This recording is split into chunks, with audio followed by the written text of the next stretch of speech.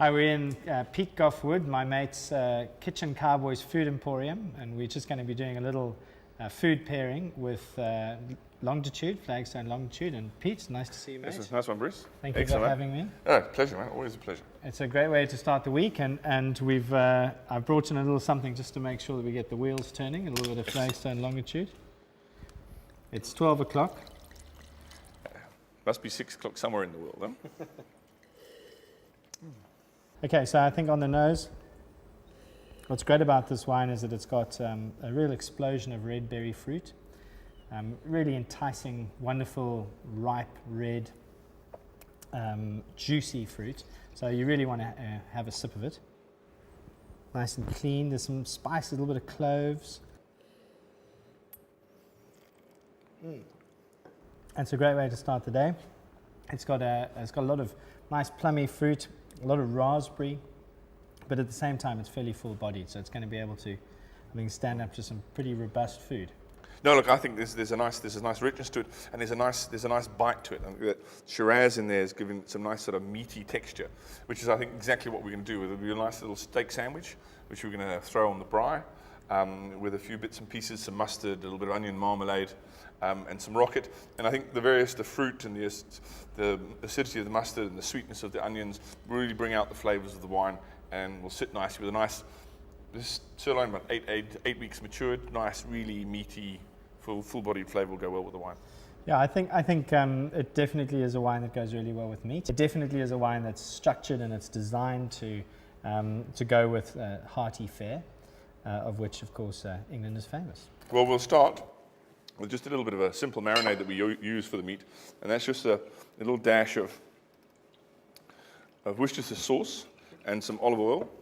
Which I think will go really well with, I mean, the Worcestershire sauce has got that nice kind of, also that slightly meaty. Well, you've got the anchovy essence and the tamarind, so you've got this nice salty, quite rich, robust sort of flavors that will work quite nicely with and then just a little bit of salt and pepper on there. And Pete is one of the most celebrated chefs in South Africa, so I feel very privileged to have been able to get him to make a steak sandwich for us today, and hopefully it'll give you a little taste not only of what Flagstone Longitude is easily paired with, also the versatility of the wine.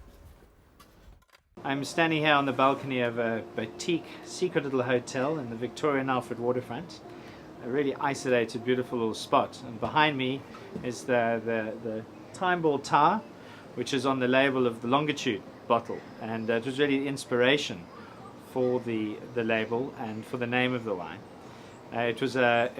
Time Ball Tower was involved in really understanding how one can find longitude at sea, and it was a big problem in the 1600s. It was easy to find latitude, but longitude was something that no one could really work out. And in fact, in the early 1700s, the British government gave a big prize for anyone who could determine how to accurately tell longitude at sea. It wasn't until 1774 that a clockmaker, a guy called John Harrison, actually invented a chronometer or a time machine that was able to keep accurate time on board. Prior to that, obviously, the problem was that a lot of clocks were pendulum driven, and of course you can't have a pendulum swinging around on the deck of a ship. So around all the British colonies, time ball towers were built because at 12 o'clock every day the ball gets hoisted up and dropped down again, and the mariners at sea, the ship's captains, would be able to determine whether or not their chronometer was losing time or making time, because obviously they were all made out of wood, and in certain conditions they lost time, and in other conditions they gained time, and it was a way of keeping accurate time on board ship. And if you've got accurate time on board ship, and that is Greenwich Mean Time, no matter how far away from the Greenwich Meridian you got, your time changed in the local place, and that's how you could determine where you were. So very simple. And we called our wine Longitude because we originally started here in the waterfront. This is where our first winery was, and we quite like the idea of sort of somebody from just through his own endeavors and sticking at it was able to work out this amazing scientific discovery. We also like the fact that Longitude is really the wine that a lot of people come to the Flagstone range through. It's kind of the wayfinder, yeah, we like that about the wine, we like that about the name, and I hope you'll also enjoy the wine. Okay, we want a nice hot fire, some seriously hot coals, because obviously we want it to get nice and charred on the outside. We've cut quite thick 200-gram pieces. And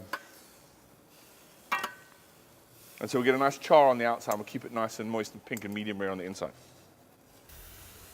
I believe you're not allowed to braai in South Africa without a glass of wine. Yeah, it's actually against the law. Yeah, I've seen that. I mean, I've seen people go to jail. And Yeah, no, it's really quite. And us being law-abiding citizens. Yeah. Cheers. Yeah. Mate. It's a bit of longitude. Oh, magnificent. And the nice thing about it is, while it's got a bit of body and a bit of structure, it's not too heavy that on a nice hot day like today, you could still say drinking this out in the sunshine. There's enough elegance to this that doesn't there's not one of these heavily chewy wines that you need to hunker down in 7 feet of snow to drink. Exactly. This is actually quite nice on a hot summer's day. Well, I think what we've always tried to do at Flagstone is to, particularly with our red wines, to make wines that have the body, but also have the elegance. So it's a wine that I think is always going to find favour, particularly in a restaurant setting with food. Yeah. People sit down, they want to have a little bit of a glass of wine. There are going to be different tastes and flavours and things going on at the table.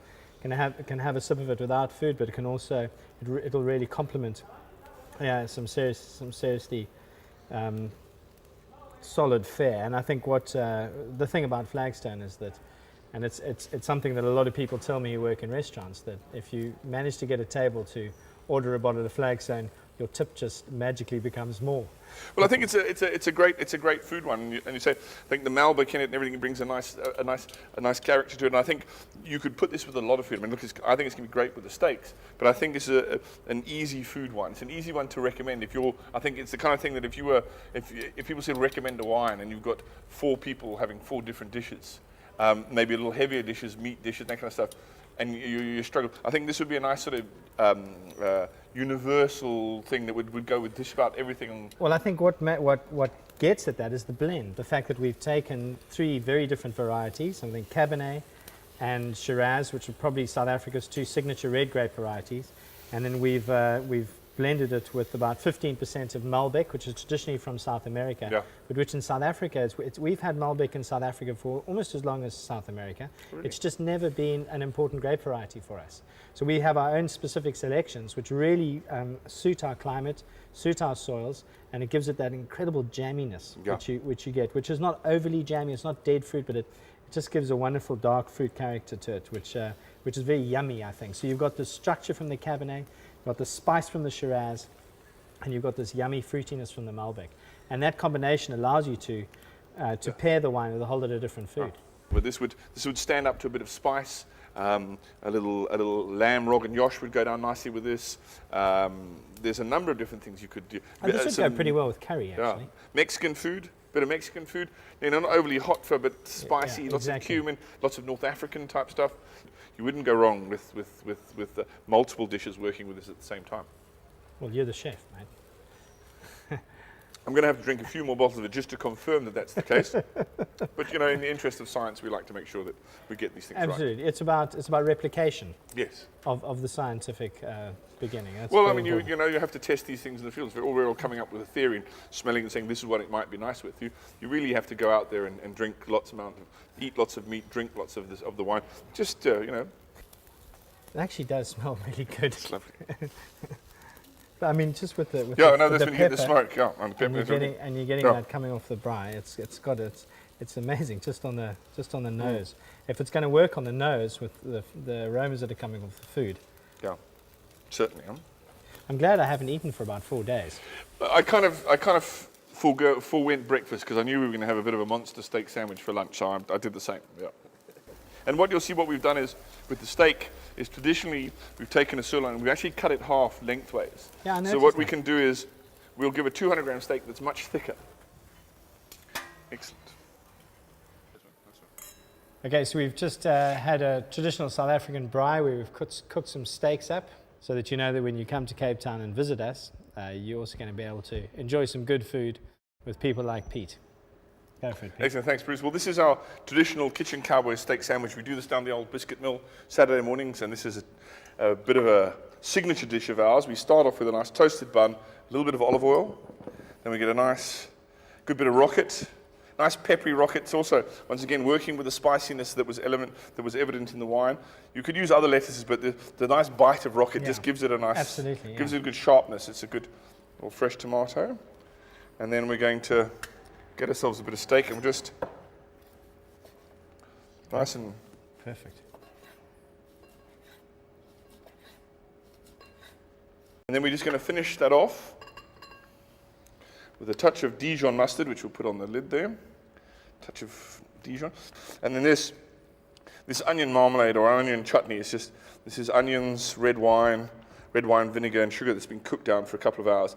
Get a nice sweetness to it, nice sort of sweet savory that once again works perfectly with the combination of the wines. And that is breakfast. Is our breakfast of champions. We're just going to cut those in half. Cool.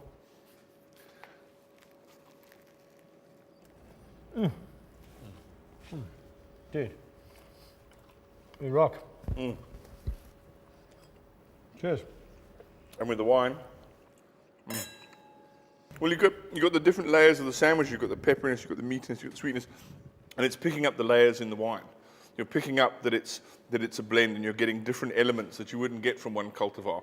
And the sandwich complements the wine perfectly. So this is how we do it. This is a steak sandwich a la South Africa. A nice glass of Longitude, and I can see the rest of the day looking quite rosy at this stage. Enjoy.